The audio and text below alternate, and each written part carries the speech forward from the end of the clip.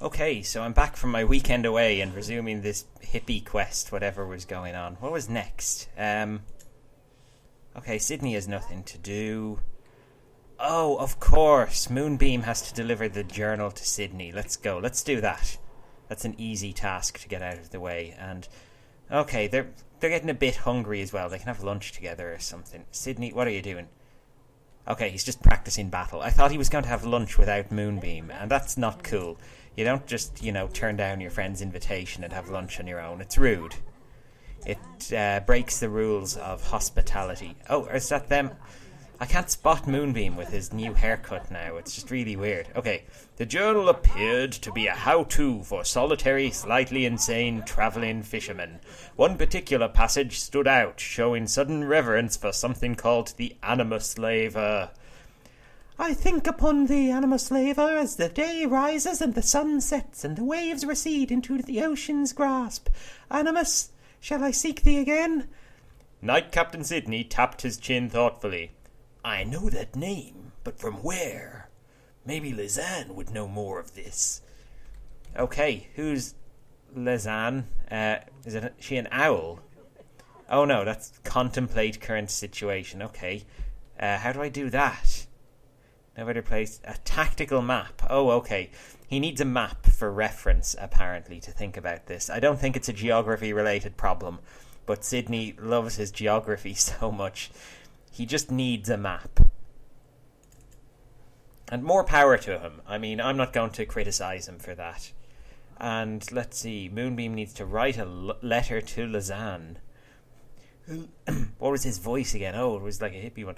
A letter via the Dropbox system should find its way to Lizanne. Hopefully she'll discover something useful with this new information. Or something like that. I may have lost the voice over the last few days. Go send the letter. How do I send the letter? Oh, he has to probably write it first. Here's a desk. Write secret document. Yeah. Write a letter to Council Messenger. Is that what he has to do? No, is Lizanne the Council Messenger? I think she is. You, get off that desk, Your Grace. It's mine. Oh, his luscious hair. Why is it gone? Okay, now I have to drop it off at the old messenger place. Okay, hide message for messenger. And you, what are you doing? You're still contemplating the situation, Sidney. Oh, they never got that lunch. I promised them lunch together. Okay, we'll do that now. I recall now, Animus Liver was the subject of a child's fable, a tale meant to scare the weak and harden the heart of the strong. I'm sure I can find a copy at the village. Okay, well, we can do that later. It's dinner time. You can make some food. Some gruel. And you can have some gruel as well. Both of you. Just gruel it up. Yeah. Oh, go on. Make your gruel. This is taking far too much effort just to get them to eat. Look at them. Just, oh, I can't go there. Oh, I can't do that. So just stop with the can'ts and start with the cans, you guys. Really. Positivity. That's what you need in this situation.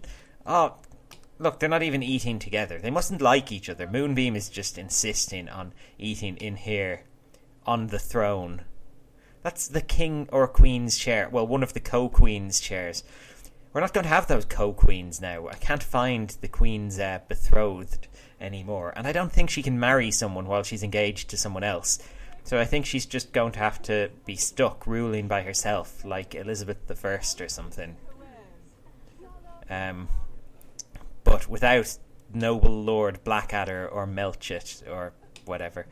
Oh, yeah, someone's been moaning about the carpet. I'm just trying to spot what they were talking about. That one looks fine. I presume it's this overlap here. I know, I kind of like it. It fills in the gap there. It means there's no gap in the floor. I need carpet coverage all the way, see? Maybe if I turn it sideways. Is that No. Oh, it's thrown everything off. It's unbalanced the room. I hope you're happy, YouTube commenter. You've unbalanced the room. That carpet really tied it together. No, I'm putting them back. Can I put it like that? No. See, has to be done. Very, very sorry. No, I'm not. Okay, let's resume. Let's see, what's next? Buy the Book of Fables. Okay, let's go. Stop trying to practice battles, Sidney. Look, this is not the time for your map obsession. We've got work to do. Serious, serious business. Where's the town? It's over here. There it is. Okay, get into town and buy that book. Moonbeam should probably go home now as well. He's getting tired. He can get some sleep while all this is going on, because hippies need their sleep too. Probably more than regular people do, actually. Not that hippies aren't regular or anything. There's nothing wrong with hippies. Well, no, I won't go that far. I mean, okay, I'm going to offend hippies now. I don't know. Forget I said anything about hippies. If you're a hippie listening, I respect your right to be a hippie. What was I going to do? Buy a book of fables. What would that even be under? Equipment, items, probably. Demons, devils, and other children's fables. That has to be the one. Craft hole energy potion. I don't think I want more energy in my craft hole. I think it's got enough as it is, but thank you. Okay, he's got the book. Now let's read it. Oh no, here's our stumbling block. I don't think Sidney can read. And why would he, you know? Let's see, he might be able to enjoy the pictures. Oh yeah. See, he's having fun. Let's have a look over his shoulder. Oh, there are no pictures. Oh my god. Well, he can appreciate the form of the letters. They're just straight lines. Very pixely straight lines. Why does he have a ring on? Is he married? No, that's not his wedding finger. It must be part of his costume. I don't think I gave him that. Look at this bush. Can he pick that? Oh, he can discover it. He can't pick it, as far as I know. Maybe he can. I think only Moonbeam can pick bushes. It's his hippie power. Here we go. Pig 1. The Tale of Eric, the Rise and Fall of the Well-Intentioned Monarch. Eric, Prince of Melny, vanquisher of hordes from the north, brought forth the blade of Animus Laver from its sheath, and held it before his people. Animus, the blade of souls. Animus, saviour to Melny. 'Twere many years past that Prince Eric, the slave to Animus, knelt before the graves of his wife and children and wept. All was now gone. The kingdom, the people, his family, all taken by Animus. Only spirits remained. That's a real jump ahead in the storyline. I hate when they do that in things, like, you know, like, say, the most recent Doctor Who Christmas special, where there were two, like, voiceover montages that were, like, 300 years later. I hate that. It's just time skipping ahead. It's not what you should do.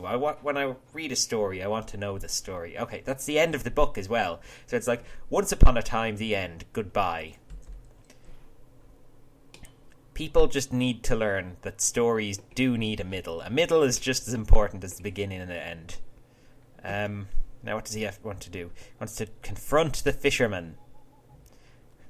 The journal, the fable, and the disappearance of Calervo. 3 clues, all pointing to the fisherman. It's time to get answers. Okay, let's go get him. I bet... Oh, he's going to be that... He's Prince Eric. The fisherman is Prince Eric. This is him. I bet he is. Oh, I'm predicting it now. Let's see. Oh, Prince Eric. I know who you are. Or else he's just a random dude we're going to assault. But we'll find out soon enough. Yeah, you're the prince, you dick. Admit it.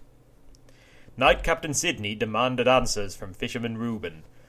Tell me of Animus Laver. Do you have the blade? That was bloody Moonbeam's voice. What happened there? I've got Moonbeam's voice again, though. Hooray. Upside, silver lining.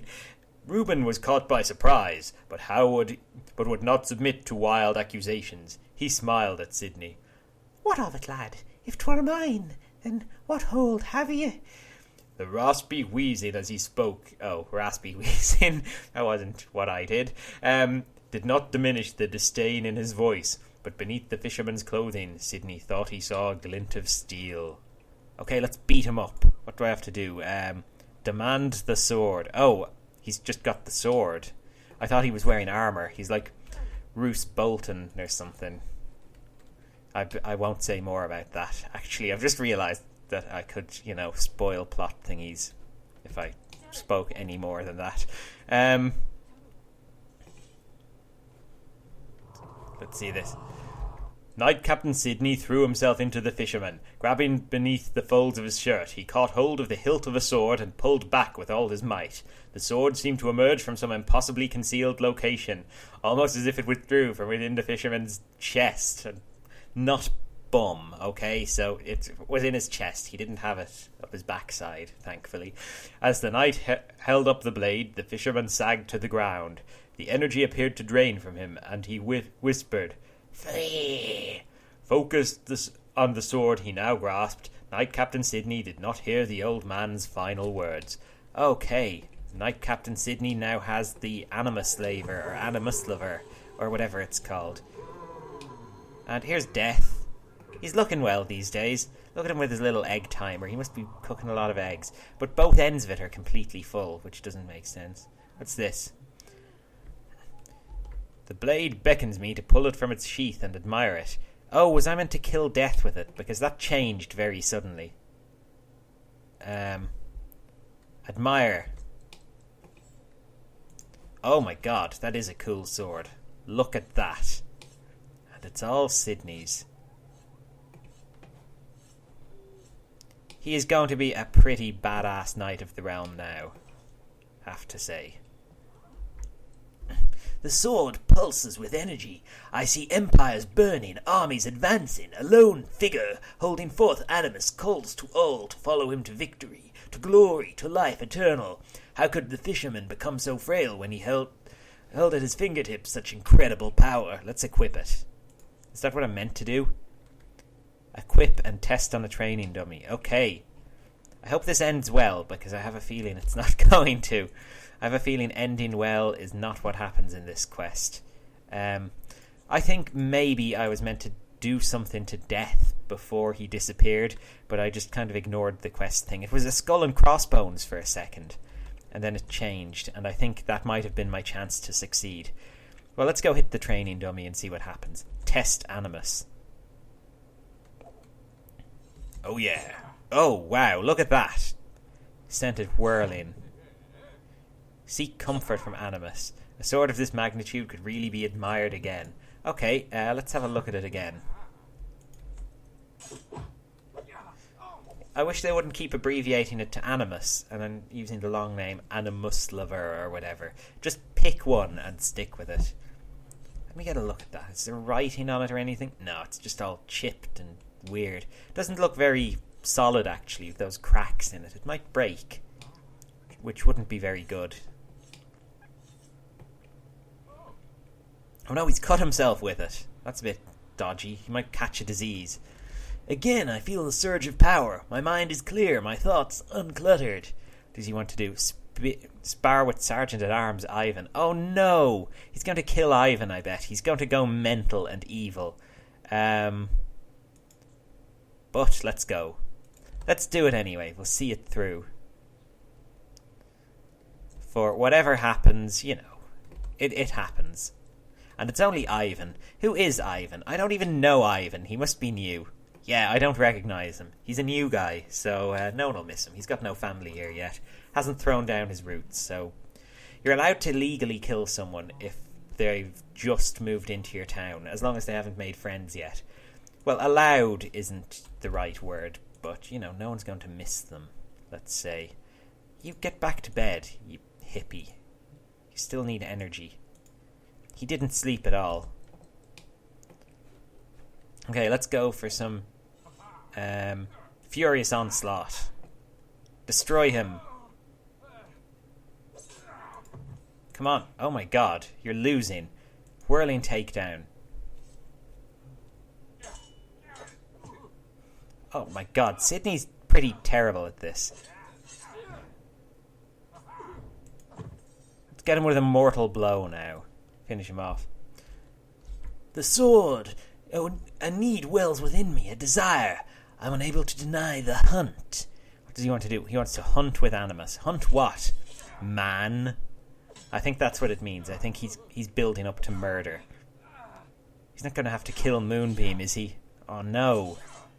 Moonbeam's just an innocent hippie. He just deserves to be set free to frolic in the woods, you know? Like his kind do. Why is this man glowing? I've just noticed that. Look at this weird halo. He must be some kind of saint or something. Brewer Monty. Look at him. Maybe he's drunk. Maybe that's what happens to drunk people. Like, he's a brewer. He's obviously been brewing stuff. I presume it hasn't been tea. It's probably been some of that alcohol or something that they used to have back in medieval times. Hooray! Another victory for Animus. All hail the chosen one. Now, I think we need some dinner before going hunting. No, we can hunt for dinner. Perfect. I've just realised that. That's the point of hunting, to go get dinner. So, you get out there. Hunt with Animus. I want to see what happens.